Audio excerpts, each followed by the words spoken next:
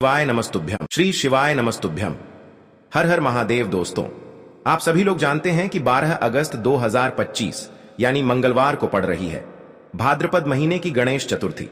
और दोस्तों, ये वो तिथि है जो भाद्रपद महीने में पड़ने वाली सबसे बड़ी तिथि है, क्योंकि यह मंगलवार के दिन पड़ रही है और इसका बहुत ही बड़ा और विशेष महत्व होता है।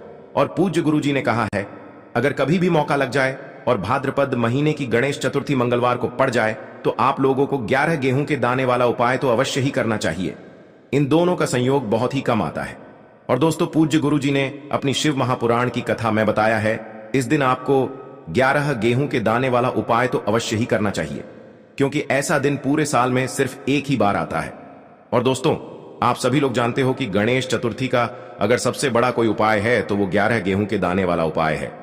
तो दोस्तों, इस मंगलवार के दिन आप लोगों को इस 11 गेहूं के दाने वाले उपाय को जरूर करना है। बहुत सारे लोग होंगे जिन लोगों ने इस उपाय को न किया हो, मतलब पूरा साल निकल गया और उन्होंने किसी भी दिन इस 11 गेहूं के दाने वाले उपाय को न किया हो। पर दोस्तों, आपके पास एक आखिरी मौका बचा हुआ है जो कि 12 अगस्त के दिन है। तो इस दिन आप लोगों को इस वाले उपाय को जरूर कर लेना है। भले ही आपने पूरे साल भर इस उपाय को ना किया हो, पर अगर आपने इस भाद्रपद महीने के मंगलवार के दिन अगर इस वाले उपाय को कर लिया तो आपको इस उपाय को करने का वो फल मिलेगा जिसकी आपने कभी कल्पना भी नहीं करी होगी। इसीलिए आप लोग इस वाले उपाय को एक बार जरूर कर लेना, ताकि आप लोगों के हाथ से यह मौका ना जा सके और आपको इस उपाय को करने का फल मिल सके। दोस्तों, यह उपाय पंडित जी ने अपनी अभी की ही शिव महापुराण की कथा में बताया है। जी, इस उपाय को आज हम आपको बहुत अच्छे से समझाने वाले हैं। इस वीडियो को देखने के बाद इस उपाय को समझने के लिए आपको कोई और वीडियो को देखने की जरूरत नहीं पड़ेगी। तो चलिए दोस्तों, उपाय को शुरू करते हैं। देखिए, ये इस भाद्रपद महीने के मंगलवार के दिन ये इतना खास होता है, इतना महत्वपूर्ण होता है। देखा गया है कभी कभी बड़े बड़े पूजा पाठ अनुष्ठान से जो मनोकामना पूर्ण नहीं होते, वो इस भाद्रपद महीने के गणेश चतुर्थी के दिन एक छोटे से उपाय करने से ही आपकी मनोकामना पूर्ण हो जाती है। और बहुत सारे लोगों ने इस उपाय को किया भी है और उनको इस उपाय को करने का फल भी जरूर मिला है। अगर आप लोग भी इस उपाय को मंगलवार गणेश चतुर्थी के दिन करना चाहते हैं तो आप इस उपाय को पहले अच्छे से समझ लेना, सुन लेना, उसके बाद करना। आपको इस उपाय का फल जरूर मिलेगा। और इस उपाय को कर लेने से आपके घर में चाहे किसी भी प्रकार की दुख और समस्या क्यों ना चल रही हो, आपको उसका कारण भी नहीं पता है कि भाई यह समस्या किस कारण से चल रही है। उसका कुछ भी कारण हो सकता है, जैसे पितृदोष हो सकता है या किसी भी तरह का मंगल दोष भी हो सकता है। तो इस दिन आप लोगों को यह वाला उपाय कर लेना है। ये एक ऐसा उपाय है जिस उपाय को अगर किसी विशेष दिन पर किया जाए तो भाई उस विशेष दिन का जो है वह तो हमें मिलता ही मिलता है, पर हमने उस दिन पर इस उपाय को किया है तो हमें उससे भी बड़ा फल मिलता है, और फल बहुत जल्दी मिलता है, क्योंकि आप इस उपाय को बहुत ही बड़े और विशेष दिन पर कर रहे हो। तो चलिए अब उपाय के बारे में बात करते हैं। लेकिन उससे पहले आप लोगों को यह जानना आवश्यक है कि आखिर यह उपाय किस समय करना है, किसको करना है और कैसे करना है।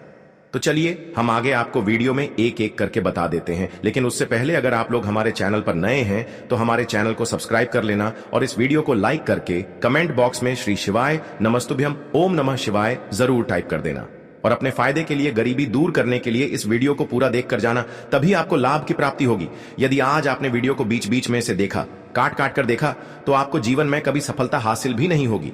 तो दोस्तों, इस 11 गेहूं के दाने वाले उपाय को हमें इस मंगलवार के दिन कैसे करना है, किसको करना है, किस समय करना है और कहां पर करना है, ये सारे सवालों के जवाब आपको इस वीडियो में मिल जाएंगे। और जो ये वीडियो देखेगा भाई, उसको 11 गेहूं के दाने वाला उपाय जरूर करना चाहिए, क्योंकि इस दिन एक गेहूं के दाने का भी बहुत ही बड़ा और विशेष महत्व होता है। और जब बात आ जाए 11 गेहूं के दाने की, तो ये सोने पे सुहागा वाली बात हो जाती है और ये एक बहुत ही बड़ा उपाय हो जाता है इस मंगलवार गणेश चतुर्थी तिथि का। देखो, गुरुजी ने कहा है कि अगर मंगलवार के दिन भाद्रपद महीने की गणेश चतुर्थी तिथि पड़ जाए तो इस दिन आपको 11 गेहूं के दाने वाला उपाय तो अवश्य ही करना चाहिए। देखो, यह उपाय यदि आपके जीवन में कर्जा बहुत अधिक है, आपके जीवन में संकट बहुत अधिक रहते हैं, आपके ऊपर बहुत अधिक विपदा आ रही है, बार बार आपको अपने व्यापार में और अपने धन में हानि देखने को मिल रही है, यानी कि आपको प्रत्येक कार्य में हानि हो रही है, तो आपको यह उपाय करना चाहिए।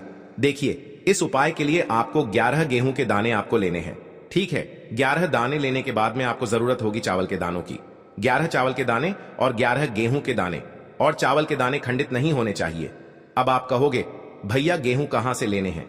देखो, आपको किसी भी किराना स्टोर पर गेहूं के दाने आपको आसानी से मिल जाएंगे, जाकर ले लेना, ठीक है ना। 11 गेहूं, 11 चावल के दाने लेने हैं।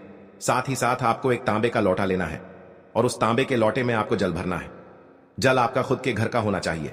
मंदिर का नहीं होगा। अब आप ये सब सामग्री लेकर पहुंच जाओगे महादेव के शिवलिंग के पास में। शाम के टाइम पे प्रदोष काल में देखो, जब आप ये उपाय कर रहे हो तो अपना फेस रखना उत्तर दिशा, नॉर्थ डायरेक्शन की तरफ। अब यहां पर जो मैं आपको क्रम बताने जा रहा हूं ना, उस मेरे क्रम को बहुत ध्यान से सुनिए। महादेव को अगर कोई सबसे प्रिय है ना, तो उनकी सबसे छोटी पुत्री, जिनका नाम है माता अशोक सुंदरी, जो आपके पास में चावल के 11 दाने हैं ना, उन चावल के 11 दानों को माता अशोक सुंदरी के स्थान पर आपको अपना नाम और गोत्र बोलते हुए समर्पित कर देने हैं, है ना। और चावल के दानों को रखने के बाद में जो आपके पास में तांबे का लौटा है ना, उस तांबे के लौटे को कहीं पे भी हम जल नहीं चढ़ेंगे। सिर्फ और सिर्फ माता पार्वती का जो हस्त कमल आपको दिख रहा है, यहीं पे गोल गोल आपको समर्पित करना है, उसी जल को, और कहीं नहीं। ना तो माता अशोक सुंदरी के स्थान पर, ना तो शिवलिंग के ऊपर, सिर्फ आपको यहां पे गोल गोल जलाधारी पर आपको उस जल को समर्पित करना है। अब आपके पास में बचे हुए हैं 11 गेहूं के दाने, और बचे हैं उन्हीं 11 गेहूं के दाने को आपको अपनी मनोकामना, अपने विशेष कहते हुए महादेव के शिवलिंग के ऊपर, अगर आप भौम प्रदोष के दिन प्रदोष काल में समर्पित कर देते हैं, तो आपकी जो भी मनोकामनाएं होंगी, जो भी विश होंगी, महादेव पूरी जरूर करते हैं। अन्न को समर्पण करने से, उस खासकर गेहूं को समर्पण करने से हमारी इच्छाएं पूरी होती हैं। अगर आप मंगलवार के दिन प्रदोष काल में समर्पित कर देते हैं, तो आपकी जो भी मनोकामनाएं होंगी, जो भी विश होंगी, महादेव पूरी जरूर करते हैं। अन्न को समर्पण करने से, उस खासकर गेहूं को समर्पण करने से हमारी इच्छाएं पूरी होती हैं। और अगर वह दिन गणेश चतुर्थी का दिन हो, तब तो इससे सुंदर संयोग कुछ भी नहीं हो सकता। आपकी इच्छाओं को पूरा करने के लिए बहुत स्पेशल यह उपाय प्रदोष काल में करना है। देखो, गुरुजी ने कहा है, भगवान शिव के शिवलिंग पर 33 करोड़ देवी देवताओं का वास होता है। अगर हम शिवलिंग के सामने कुछ भी उपाय करते हैं, तो हमारे सभी देवी देवता हमसे खुश हो जाते हैं। यह उपाय आपको अवश्य करना है। देखो, सुबह के टाइम नहीं कर सकते, ठीक है। अब बात करते हैं अगले उपाय की। तो देखिए, आप सभी जानते हैं कि श्री हरि विष्णु जो है, उन्हें तुलसी दल सबसे प्रिय है। बिना तुलसी माता के श्री हरि विष्णु अधूरे हैं, और बिना तुलसी पत्तों के श्री हरि विष्णु का भोग अधूरा है। अब श्री हरि विष्णु को प्रसन्न करके आप अपनी किसी भी मनोकामना को पूरा कर सकते हैं, क्योंकि श्री हरि विष्णु प्रसन्न हो गए तो आपकी कोई भी विश और इच्छा, मनोकामना अधूरी नहीं रहेंगी। तो आपको तुलसी के 5 पत्ते लेने हैं। अब यह 5 तुलसी के पत्ते जो आपने लिए हैं, ये 5 तुलसी के पत्ते आपको श्री हरि विष्णु को अर्पित करने हैं, अपने घर के मंदिर में ही। ठीक है, ऐसा आपको करना है। आपके घर में श्री हरि विष्णु की कोई मूर्ति है, प्रतिमा है, वहां पर यह 5 तुलसी के पत्ते आप रखें, और साथ ही साथ एक देसी घी का दीपक गोल बाती का आपको लगाना है, और ओम नमो भगवते वासुदेवाय नमः, इस मंत्र का आपको 11 बार जप करना है। देखो, मंत्र कौन सा है? ओम नमो भगवते वासुदेवाय नमः, और फिर श्री हरि विष्णु से अपनी विश, अपनी इच्छा, अपनी मनोकामना कह देना, और फिर देखना आपकी विश और इच्छा, जो भी आपकी मनोकामना है, जो भी अपने जीवन में आपको चाहिए। अगर निर्धनता बहुत है, आप अपने घर से गरीबी को दूर करना चाहते हैं, या फिर धन आपका बढ़ता नहीं है, आप चाहते हैं कि आपका धन बढ़े, या फिर आपके घर में फिजूल खर्ची बहुत होती है, पैसा आपके पास नहीं रुकता है, आप चाहते हैं कि पैसा आपके पास रुके, या फिर घर में कोई व्यक्ति ऐसा है जो बहुत बीमार रहता है, या फिर किसी का विवाह नहीं हो पा रहा है, तो जो भी आपकी इच्छा है, जो भी आपके विश है, बस एक बार श्री हरि विष्णु से कह देना है। साथ ही 7 साल का सबसे बड़ा दिन है। यह दिन इतना उत्तम है कि जो आप श्री हरि विष्णु से मांग लेंगे, जो उनसे कह देंगे, वह आपकी विश, आपकी मनोकामना को बहुत जल्दी पूरा कर देंगे। तो यह पहला उपाय है। चलिए बात करते हैं दूसरे उपाय की। देखो, यदि आपके जीवन में आर्थिक संकट बहुत अधिक हो रहे हैं, धन की समस्या लगातार जीवन में बनी हुई है, एक एक रुपयों को प्राप्त करने के लिए आपको बहुत अधिक मेहनत कर रहे हैं, तो आज रात्रि में सोने से पहले आपको हो यह एक चमत्कारी दीपक का उपाय अवश्य करना है। या फिर यदि आपका जो व्यापार है, बिजनेस है, दुकान है, वह अच्छे से नहीं चल पा रही है, तो आज रात्रि में इस विशेष दीपक का उपाय आपको अवश्य करना चाहिए। देखो दोस्तों, दीपक हमारे घर में सभी नकारात्मक शक्ति को बाहर करता है। यह उपाय आपको साल में केवल एक बार करने का ही मौका मिलता है। देखिए, इस उपाय के लिए आपको तुलसी जी की जो सूखी लकड़ी होती है, उसे ले लेना है। देखिए दोस्तों, यदि आपके पास पुरानी तुलसी जी की लकड़ी है तो उसे आप ले सकते हैं, और यदि आपके घर में तुलसी जी जो लकड़ी है वह सूखी हुई है, तो उसकी लकड़ी आप तोड़ करके इस्तेमाल कर सकते हैं। लेकिन आपको ध्यान रखना है कि सूर्यास्त से पहले पहले ही आपको यह जो तुलसी जी की लकड़ी है, इससे अवश्य ही तोड़ लेना है। तो इस उपाय के लिए आपको सबसे पहले तो एक मिट्टी का दीपक लेना होगा। चाहे तो आटे का दीपक भी ले सके, क्योंकि आटे का दीपक सभी दीपक में सर्वोत्तम माना गया है। इस दीपक के अंदर आपको शुद्ध घी का प्रयोग करना होगा, और इससे दीपक के अंदर आपने जो तुलसी जी की लकड़ी ली है उसे भी रख देना है। लेकिन ये जो तुलसी जी की लकड़ी है, इसमें आपको चारों तरफ अच्छे से घी लगा लेना है। देखिए, गुरुजी ने बताया है कि जो तुलसी जी की लकड़ी है, यदि आप उपाय करते हैं और बहुत ही शीघ्रता से जल जाती है, तो इसके लिए आपको एक कार्य करना है। आपको थोड़ी सी रुई ले लेनी है और उस रुई को आपने जो तुलसी जी की लकड़ी ली है उस पर अच्छे से चारों तरफ लपेट देनी है। तुलसी जी की लकड़ी के ऊपर रुई लपेटने के बाद इसे आपको पूरा घी के अंदर डुबो लेना है। अब इसे आपको बाती के रूप में प्रयोग करना है। अब दोस्तों, इस दीपक को आपको प्रज्वलित कहाँ करना है? तो इस दीपक को आपको या तो भगवान विष्णु के सामने प्रज्वलित करना होगा, या फिर आपको भगवान श्री राम के सामने प्रज्वलित करना होगा, या फिर भगवान कृष्ण के सामने, यानी कि भगवान विष्णु के जो भी अवतार हैं उनके सामने आप ये दीपक प्रज्वलित कर सकते हैं, या फिर आप इस दीपक को माता तुलसी जी के सामने भी प्रज्वलित कर सकते हैं।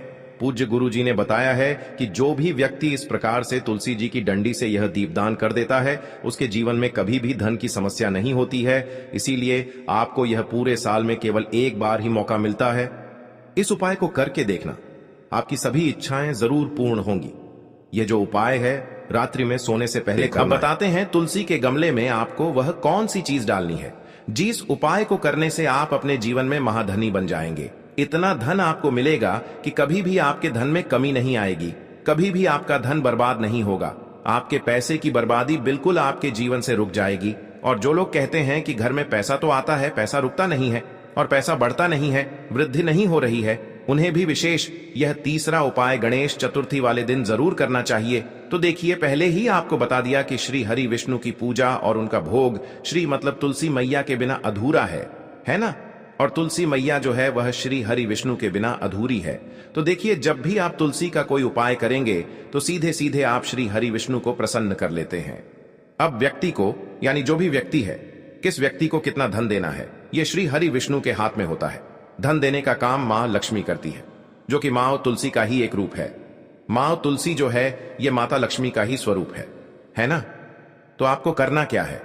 आपको लेनी है यहां पर हल्दी पिसी हुई, जो कि श्री हरि विष्णु से जुड़ी हुई है, आपके गुरु गृह से जुड़ी हुई है, आपकी कुंडली में गुरु को मजबूत करती है, सुख सौभाग्य को खींचने का काम करती है, धन को बढ़ाने का काम करती है। तो एक चुटकी पिसी हुई हल्दी आपको लेनी है, और यह पिसी हुई सूखी हल्दी ही आपको अपने गमले में, तुलसी का पौधा जिस गमले में लगा है उसमें अच्छे से इस हल्दी को डालना है, ठीक है ना? और ओम